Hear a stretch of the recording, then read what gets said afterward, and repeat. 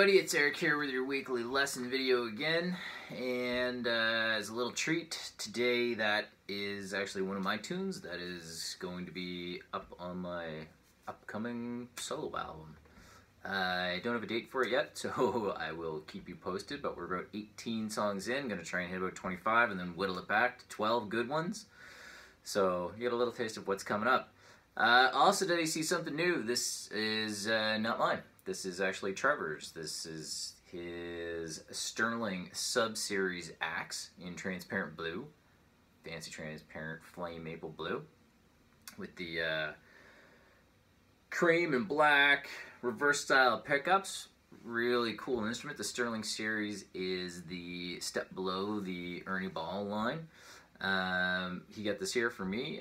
We've got it in right now to get it done for a full setup. So we're going to try and get all his action and neck adjustments done and pickup heights and all polished up and ready to go and intonated. So super cool guitar. I love playing them. They've got a great little neck on them that's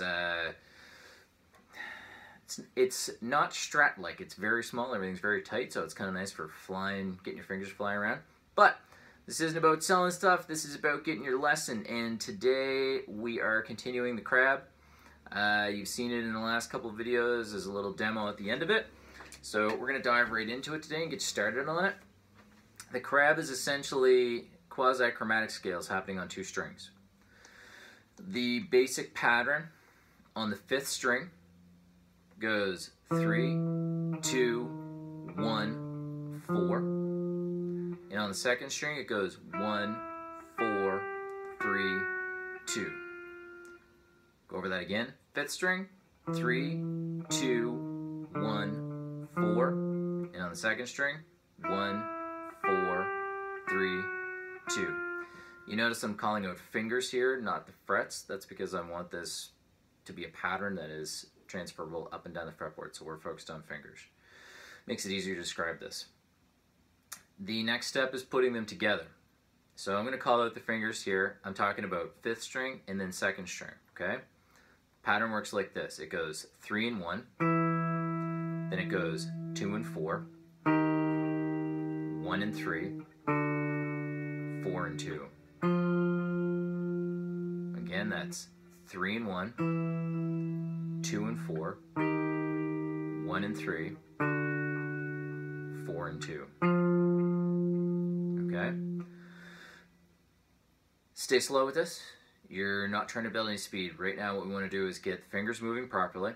And we want to take care of a couple little technique things because our main focus the last few weeks has been, we call it economy of motion. Okay, I joke about playing lazy, but it's economy of motion. So a couple things you want to watch here and look out for. If you watch my hand, it's not getting squirrely while I'm trying to make all these all these changes across my finger patterns. I'm trying to keep my hand nice and level with the fretboard the whole time.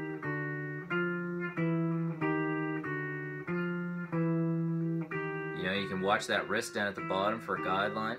There's a little bit of wiggle room there, but it's very little. The other thing we're talking about with economy of motion, we don't want to have our fingers flying off the fretboard. So if you look, when I do this, my fingers aren't going.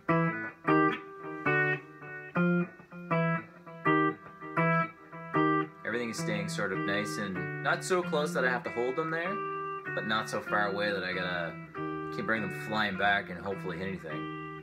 Wouldn't it be cool if we had 3D? Woo!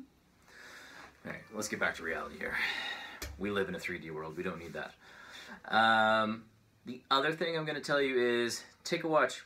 You'll notice that my fingers don't curl up and go underneath the fretboard or do anything like that. They stay over the strings.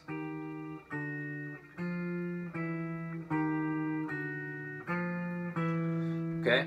We'll talk about all the fancy technique about moving smoothly, moving slowly, not dropping notes and all that stuff next time. For now, your focus is to get the fingering right, to get your hand to stay nice and relaxed and not a whole bunch of jumping around. You can hit the 2 strings 2 different ways. I'm using a pick and using my middle finger today. Sometimes I use my thumb and my middle finger or ring finger. Doesn't matter, you use whatever is comfortable. This is all about focusing on getting that left hand to get into these crazy little positions and to get that finger independence and to work on that nice economy of motion. So, keep it slow, keep it simple. This is Crab version 1 at, we are so far from warp speed, it's not even funny. We might be at impulse. We want to get it right, because you get it right now, you'll get it fast later. Try and do it fast now, you'll never reach a potential later. We want to work on this thing the proper way, or at least our approximation of the proper way. Build a good technique. So, as usual, good luck, keep it slow, happy practicing, and we'll see you next week with the rest of the crab.